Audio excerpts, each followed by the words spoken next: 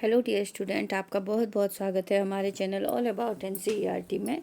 हम पढ़ रहे थे क्लास 6 का हिस्ट्री का नया लेसन आरंभिक नगर। तो हमने इसमें सबसे पहले ये पढ़ा कि कैसे जो है हड़प्पा नगर बनना शुरू हुआ और कितने साल पहले ये बना था और किस स्थान पर ये बना था। तो हम लोग ये पढ़ रहे थे इन नगरों में कैसी इमारतें होती थी और कैसे यहाँ के नगर होते थे, कैसे स्नानागार यहाँ का बना था। हमने ये पढ़ा था कि यहाँ एक हमें विचित्र स्नानागार मिला था बहुत बड़ा, किस तरीके से यहाँ भवन और नाले सड़कें आदि यहाँ की बनी हुई थी। ठीक है, तो ये सब हमने इसमें पढ़ लिया था। अब हमने इसे पढ़ना है कि आरंभिक नगर जो था इनका नगरीय जीवन कैसा था। तो चलिए आज हम इसको शुरू करते हैं कि यहाँ का नगरीय जीवन हड़प्पा का कैसा था, हड़प्पा के नगरों का। तो जिस भी स्टूडेंट ने हमारा चैनल अभी तक लाइक सब्सक्राइब नहीं किया है, प्लीज़ चैनल को जल्दी से लाइक और सब्सक्राइब कर लीजिए ताकि आपको हमारे और भी वीडियो इसी तरह के नए नए मिलते रहें। ठीक है, चलिए हम शुरू करते हैं नगरीय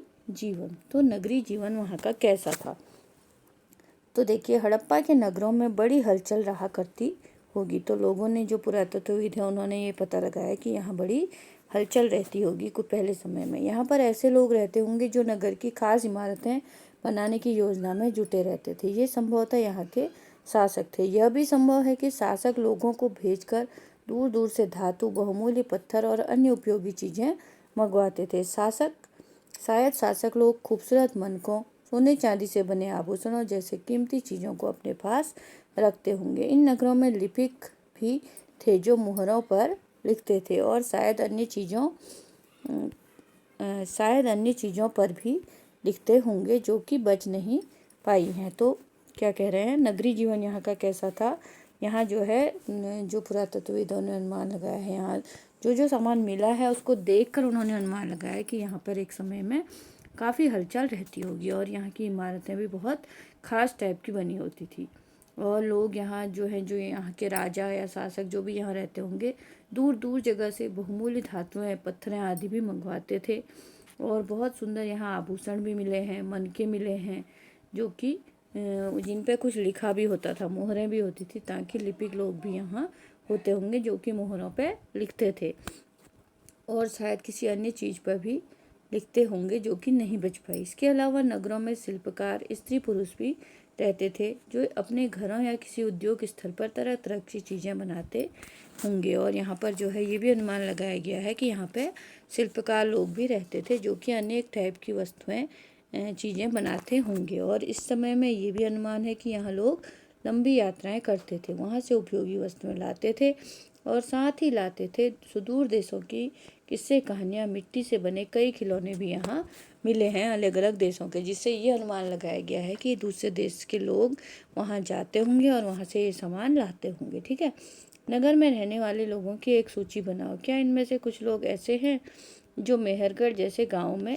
रहते थे। ठीक है, अब देखिए ये जो आपको दिखाई दे रहा है, ये जो दिखाई दे रहा है गोलाकार, ये क्या है, मोहनजोदड़ो की एक सड़क, उसमें बना नाला। इसमें जो ये मोहनजोदड़ो की ये जो सड़क दिखाई गई है और इसमें एक नाला दिखाया गया है और ऊपर एक कुआं, बाईं और नीचे हड़प्पा की एक मुहर। ठीक है, ये जो है कुआं दिखाया गया है, ये कुआं दिखाया गया और ये सड़क दिखाई है। ठीक है, बाईं और नीचे हड़प्पा की एक मुहर दिखाई दे रही है। इस मुहर के ऊपर एक चित्र एक खास लिपि में है। उपमहाद्वीप में पाए गए लेखन का यह प्राचीनतम उदाहरण है। विद्वानों ने इसे पढ़ने की कोशिश की लेकिन अभी तक यह पता नहीं चल पाया कि इसका अर्थ क्या है। दाईं और नीचे पकी मिट्टी के खिलौने, ये देखिए, ये जो है ये इस टाइप की एक यहाँ पे क्या मिली है, ये एक मुहर मिली है। ये जो आपको दिखाया गया है, ये जो है मुहर मिली है और इसमें ये जो है ये कुछ लिखा गया है। और बगल में जो इसके आप देख रहे हैं, ये जो पकी मिट्टी के जो हैं खिलौने यहाँ पे मिले हुए हैं, कहाँ, हड़प्पा में। ठीक है, और इसमें कुछ लिखा भी गया है जो कि अभी तक कोई भी नहीं पढ़ पाया है।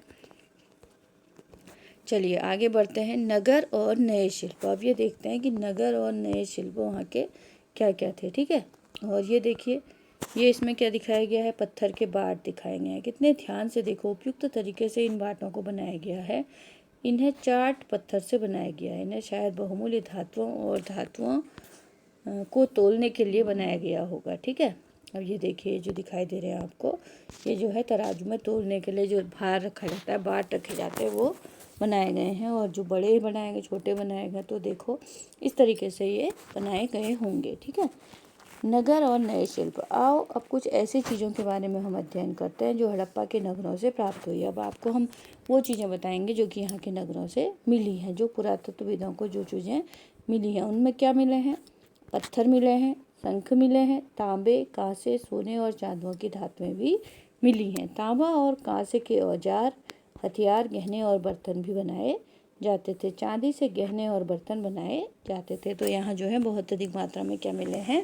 शंख मिले हैं, तांबे, कांसे, सोने और कांसे, चांदी जैसी धातुओं के बर्तन भी मिले हैं। ठीक है। और गहने भी मिले हैं, और चांदी से गहने और बर्तन भी बनाए जाते थे। तो उससे ये अनुमान उन्होंने लगाया है। यहाँ मिली सबसे आकर्षक वस्तुओं में जो है क्या है? मनके, बाट और फलक हैं। तो यहाँ जो है सबसे ज़्यादा क्या मिले हैं? मनके मिले हैं, बाट मिले हैं और फलक मिले हैं। और ये देखिए डियर स्टूडेंट, ये जो आपको दिखाई दे रहा है, ये क्या है? ये सारे क्या हैं? गहने यहाँ से मिले हैं। और पत्थरों को काट कर जो है मनके बनाए गए हैं। ये जो नीचे दिखाया गया है, ये मनके बनाए गए हैं। ठीक है। पत्थरों को काट कर और इनके बीच में छेद किए गए हैं ताकि ये धागा डालकर माला बना। तो इनके बीच में देखो छेद करके धागा डाल के माला बनाई गई है। ठीक है। और क्या दिखाया गया है? मध्य में पत्थर के धारदार फलक, और ये पत्थर के जो है धारदार फलक हैं। ठीक है। नीचे कढ़ाईदार वस्त्र, एक महत्वपूर्ण व्यक्ति की पत्थर से बनी मूर्ति जो मोहनजोदड़ो से मिली है, उसमें कढ़ाईदार वस्त्र पहनाए दिखाया हुआ है। और नीचे जो है ये एक जो आदमी जो आपको ये दिखाई दे रहा है, ये ऐसा है, इसने ये उस टाइम का कोई अच्छा इंसान होगा या व्यक्ति होगा उस समय, और इसने जो है ऐसे कढ़ाई वाले कपड़े पहने हुए हैं जो शायद उस समय लोग पहनते होंगे। ठीक है। ये भी वहाँ से हमें मिला है। अब देखिए हम आगे पढ़ना शुरू करते हैं। हड़प्पा सभ्यता के लोग पत्थर की मोहरें बनाते थे। और यहाँ कैसी मोहरें बनती थी? पत्थर की मोहरें बनती थी। इन आयताकार मोहरों पर सामान्यतः जानवरों के चित्र मिलते थे। हड़प्पा सभ्यता के लोग काले रंग से डिजाइन किए हुए खूबसूरत लाल मिट्टी के बर्तन बनाते थे। और ये लोग कैसे बर्तन बनाते थे? खूबसूरत लाल मिट्टी के बर्तन बनाते थे और पत्थर की मोहरें बनाया करते थे। ठीक है। क्या तुमने जिन गांवों के बारे में पढ़ा वहाँ भी धातु का प्रयोग होता था? क्या वे भी पत्थर के बाट बनाते थे जो पहले आपने पढ़े थे? ठीक है। संभवतः 7000 साल पहले मेहरगढ़ में कपास की खेती होती थी। मोहनजोदड़ो से कपड़े के टुकड़े के अवशेष, चांदी के एक फूलदान के ढक्कन तथा कुछ अन्य तांबे की वस्तुओं से चिपके हुए मिले हैं। पकी मिट्टी तथा फेंस से बनी तत्कालिक सूत कताई का संकेत देती है। तो 7000 साल पहले जो है ये भी संकेत मिले हैं कि मेहरगढ़ में कपास की खेती जो है की करती थी, होती थी। ठीक है। मोहनजोदड़ो से कपड़े के टुकड़े के अवशेष भी मिले हैं। चांदी के एक फूलदान के ढक्कन के अवशेष मिले हैं। तांबे की वस्तुओं से चिपके हुए मिले हैं। ठीक है। पकी मिट्टी तथा फेंस से बनी तत्कालिक सूत कताई का भी संकेत यहाँ पे हमें देखने को मिला है। इनमें से अधिकांशतः वस्तुओं का निर्माण विशेषज्ञों ने किया था। विशेषज्ञ कहते हैं कि जो किसी खास चीज़ को बनाने के लिए खास प्रशिक्षण लेता है। अब आप कहेंगे विशेषज्ञ क्या होता है? तो विशेषज्ञ उसे कहते हैं जो किसी चीज़ को खास बनाने के लिए प्रशिक्षण लेते हैं, वो उस चीज़ के विशेषज्ञ कहलाते हैं। ठीक है। अधिकांश वस्तुओं का निर्माण यहाँ पे किसने किया? विशेषज्ञों ने किया था। जैसे पत्थर तराशना, मनके चमकाना, फिर मोहरों पर पच्चीकारी करना आदि। जैसे कि पत्थर को जो तराशने वाले विशेषज्ञ थे, और मनकों पर चिपकाना, मोहरों पर पच्चीकारी करना आदि। ठीक है। मूर्ति का चेहरा कितने आकर्षक ढंग से बनाया गया। जो मूर्ति अभी हमने आपको दिखाई थी, कितने आकर्षक ढंग से बनाया गया था। ठीक है। उसकी दाढ़ी कितनी अच्छी तरह दर्शाई गई है। किसी विशेषज्ञ मूर्तिकार का ही काम हो सकता है। तो पुरातत्वविद अनुमान लगा रहे हैं कि ये जो है कोई विशेषज्ञ होगा, उसी के द्वारा ये बनाया गया हो सकता है। हर व्यक्ति विशेषज्ञ नहीं हो सकता। हमें यह पता नहीं कि क्या सिर्फ पुरुष ही ऐसे कामों में प्रशिक्षण हासिल कर सकते, लेकिन हम उस समय ये नहीं कह सकते कि केवल पुरुष ही ये काम करते थे या फिर केवल महिलाएं करती थी। शायद कुछ महिलाएं और पुरुष दोनों ही इस काम में दक्ष हो सकते हैं। ठीक है। तो अब देखिए फेयंस क्या होते थे। फेयंस के बारे में बताया है। पत्थर और शंख प्राकृतिक तौर पर पाए जाते थे, लेकिन फेयंस को प्राकृतिक रूप से तैयार किया जाता होगा। बालू तथा स्फटिक पत्थरों के चूर्ण को गोंद में मिलाकर उनसे वस्तु बनाई जाती थी। उसके बाद वस्तुओं पर एक चिकनी परत चढ़ाई जाती थी। इस चिकनी परत के रंग प्रायः नीले, हल्के समुद्री हरे होते थे। फेयंस से मनके, चूड़ियाँ, बाले और छोटे बर्तन बनाए जाते थे। अब देखिए फेयंस जो है क्या होता था। पत्थर और शंख जो है यहाँ जो है प्राकृतिक रूप में पाए जाते होंगे, लेकिन फेयंस को कृत्रिम रूप से बनाया जाता था। फेयंस जो है कृत्रिम रूप से बनाया जाता था। बालू या स्फटिक पत्थरों के चूर्ण को गोंद में मिलाते थे पहले, और उनसे वस्तुएं बनाई जाती थी। उसके बाद उन वस्तुओं में एक चिकनी परत चढ़ाई जाती थी। इस चिकनी परत के रंग प्रायः नीले या हल्के समुद्री हरे होते थे। फेयंस से क्या बनाते थे ये लोग? मनके, चूड़ियाँ, बाले और छोटे बर्तन बनाया करते थे। ठीक है। अब देखिए कच्चे माल की खोज में। अब ये लोग कच्चे माल कहाँ से लाते होंगे? अब ये भी पुरातत्वविदों ने अनुमान लगाया है कि कच्चे माल का क्या है। कच्चा माल उन पदार्थों को कहते हैं जो प्राकृतिक रूप से मिलता है या फिर किसान पशुपालक उनका उत्पादन करते हैं। जैसे लकड़ी या धातुओं के अयस्क प्राकृतिक रूप से उपलब्ध कच्चे माल हैं। इनसे फिर कई तरह की चीज़ें बनाई जाती हैं। मिसाल के तौर पर किसानों द्वारा पैदा किए गए कपास को कच्चा माल कहते हैं। तो कच्चा माल जो है किसे कहते हैं? पहले आपको ये कच्चा माल कैसे हमें मिलता है? कच्चा माल या तो प्राकृतिक रूप से मिलता है हमें, जैसे प्राकृतिक रूप से जैसे लकड़ी, धातु, कोई भी चीज़ हमें मिलती है। ठीक है। और जो है जैसे कपास है, कपास कैसे मिलता है हमें? खेतों में मिलता है, बोया जाता है, फिर उससे बाद उससे वस्त्र तैयार किए जाते हैं। ठीक है। तो प्राकृतिक रूप से वो कपास होता है। ठीक। किसानों द्वारा तैयार किए गए कपास को जो है क्या कहते हैं? हम कच्चा माल कहते हैं, जिसके बाद कताई बुनाई करके कपड़ा तैयार किया जाता है। हड़प्पा में लोगों की कई चीज़ें मिलती थी, लेकिन तांबा, लोहा, सोना, चांदी और बहुमूल्य पत्थरों को जो है वो दूर दूर से लाया करते थे। तो ये अनुमान लगाया गया है कि वहाँ बहुत सारी चीज़ें मिलती थी, लेकिन बहुमूल्य चीज़ों को वहाँ दूर दूर से लाते थे। ठीक है। अब देखना ये है कि आखिर वो लोग कैसे इधर उधर जाते होंगे और कैसे एक चीज़ों को एक जगह से दूसरी जगह कैसे ले जाया जाता होगा। इन चित्रों को देखो। खिलौना है, दूसरी एक मोहर है। अब ये चित्र देखिए, ये आपको एक खिलौना सा दिखाई दे रहा है जो कि गाड़ी जैसी दिखाई दे रही है। ठीक है। क्या तुम बता सकते हो कि हड़प्पा के लोग यातायात के लिए किन साधनों का उपयोग करते थे? पिछले अध्यायों में क्या तुमको पहिए वाले वाहन की जानकारी दी गई थी? ठीक है।